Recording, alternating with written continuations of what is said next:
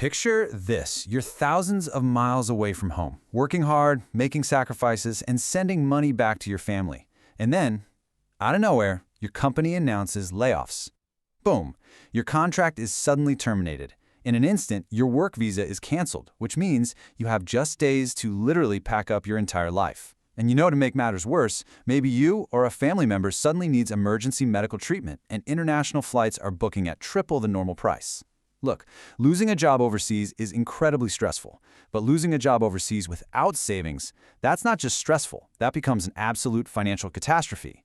And the scary part is, these situations happen every single year to overseas Filipino workers, expats, and digital nomads.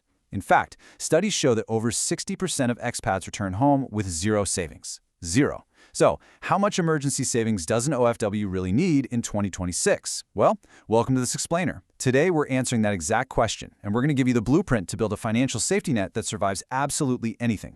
So here's what we're going to cover today.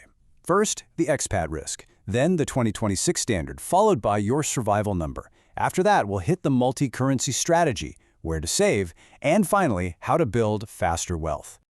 All right, let's jump into part one, the expat risk, and why working abroad literally changes all the rules. Let's just start with a fundamental truth. If you're an overseas earner, traditional financial advice is completely obsolete. The standard rules from back home, you can just throw them out the window. Unlike local employees, you face multiple overlapping layers of financial uncertainty.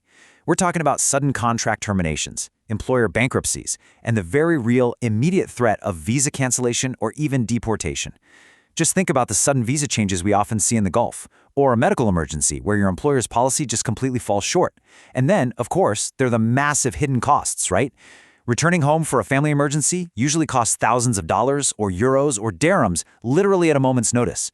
So the absolute crucial point here is this. Your emergency fund isn't just replacing your income. It is protecting you against these massive cross-border costs that can wipe out years of hard work in a matter of days. It buys you time, it buys you flexibility, and most importantly, it buys you options. Okay, part two, the 2026 standard. It's time to rethink the old advice.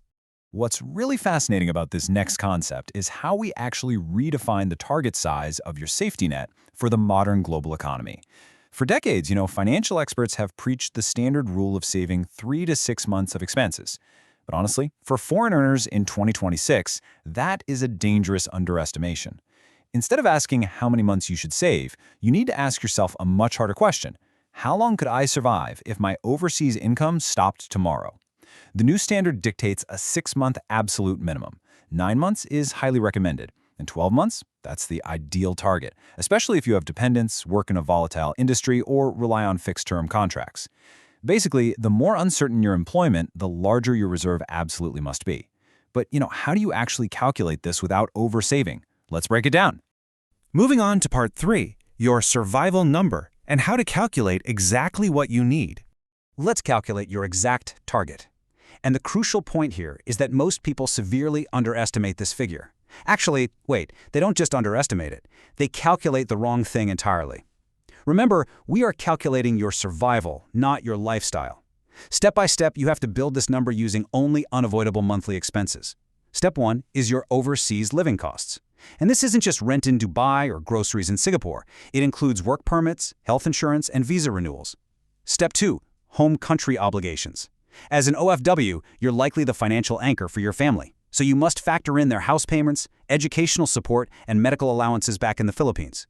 Step 3 is debt obligations. Because let's face it, your loans back home don't pause just because you lost your job abroad. And finally, step 4 brings us to a really specific metric. You have to add a 10 to 15% inflation buffer to your final number.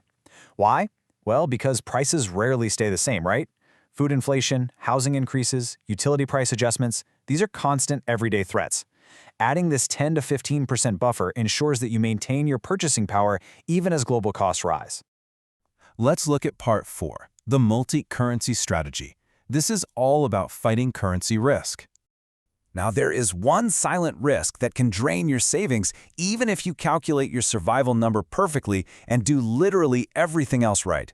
It's a risk most domestic workers never even have to think about. That silent killer is currency risk. Imagine saving all your hard-earned money in a single currency. If that currency suddenly weakens against the currency your family uses back home, your purchasing power drops overnight. If your family relies on spending Philippine pesos, but your entire emergency fund is sitting in a weakening foreign currency, you are literally losing money without spending a single dime. It's crazy when you think about it. To fix this, you should divide your safety net across 3 strategic currency buckets. Keep some in the local currency where you live to cover your daily overseas expenses and potential relocation costs. Keep a portion in your home currency, like pesos, to guarantee your family support and remittances won't be disrupted by wild exchange rate swings. And finally, hold a portion in a major reserve currency for long-term stability. This kind of diversification provides incredible flexibility when exchange rates move unexpectedly. It's like a financial shock absorber. All right, part 5, where to save. This is where we prioritize liquidity over returns. So once you have your survival number and your currency strategy locked in, where should you actually park this cash so it's ready the second disaster strikes? The golden rule here is liquidity over returns. Your emergency fund is insurance. It is not an investment portfolio. Seriously, do not chase high interest rates if it means locking your money away. You should strictly use safe, boring places like high-interest savings accounts, multi-currency digital banks, money market funds, or insured bank deposits. Please avoid putting this specific fund into stocks, cryptocurrency, or long-term time deposits. Think about it. If you have to break a long-term time deposit just to buy an emergency flight home, the massive withdrawal penalties are going to instantly eat whatever interest you earned. It completely defeats the purpose. You must constantly ask yourself this critical question. Is your fund truly accessible across borders? Imagine you're suddenly forced into another country, or your primary bank experiences technical issues, or you just lose your debit card. Can you get your cash immediately? You need redundancy. Maintain backup access through multiple bank accounts, hold 2 different debit cards, and utilize totally separate financial institutions so you are never, ever locked out of your own survival money. So now that we know exactly how to structure it and where to put it, how do we actually build this massive reserve? Which brings us to our final section, part 6. Faster wealth, how to build your fund quickly. Let's look at the actionable blueprint for actually building up this massive 6 to 12-month safety net faster than you thought possible. Traditional budgeting often fails expats. Instead, try this modified 50-30-20 budget specifically designed for overseas workers. It allocates 50% to essential living expenses, 20% to family support and remittances, and a massive 30% strictly to future wealth, which prioritizes building your emergency fund first. Earmarking that 20% for family support is absolutely crucial because it validates the reality of being an OFW. We know those remittances aren't stopping, right? So we have to budget for them systematically rather than scrambling at the end of the month. This ensures you build your reserve while successfully managing your daily living and family obligations back home. One of the most powerful strategies to fund that 30% bucket is what we call the 6-month lifestyle freeze. Look, it is so tempting to celebrate a new overseas job by immediately upgrading your apartment, buying a new phone, or getting a fancy car. Don't do it. Maintain your previous lifestyle for the first 6 months. The difference between your new, higher income and your old, lower lifestyle will rapidly fill your emergency reserve. Combine that lifestyle freeze with some serious automation strategies, and you will eliminate the need for willpower entirely. Set up automatic transfers the exact day you get paid. Treat your savings like a compulsory bill, like rent or electricity. Keep this money in a completely separate, dedicated account so you aren't even tempted to touch it. And crucially, allocate all windfalls, like performance bonuses, tax refunds, or overtime pay, directly into this fund. You can even supercharge it by increasing your income through freelance skills like consulting or digital design, maybe earning in stronger international currencies. Now, let's talk about what not to do. Avoid these common pitfalls at all costs. Don't keep all your savings in one currency and, like we said, never invest your survival cash in volatile assets. Furthermore, assuming your contract renewal is guaranteed, that's a gamble you simply cannot afford to take. Another massive mistake is relying solely on employer-provided insurance, which almost always leaves you exposed to hidden medical gaps. And finally, never treat your annual bonus as shopping money instead of the critical savings opportunity that it actually is. When you avoid those mistakes and build this fund correctly, it becomes so much more than just a defensive tool. Because true financial security isn't measured solely by income. It is measured by the freedom to make decisions without desperation. Ultimately, this well-planned reserve is your ultimate financial shock absorber.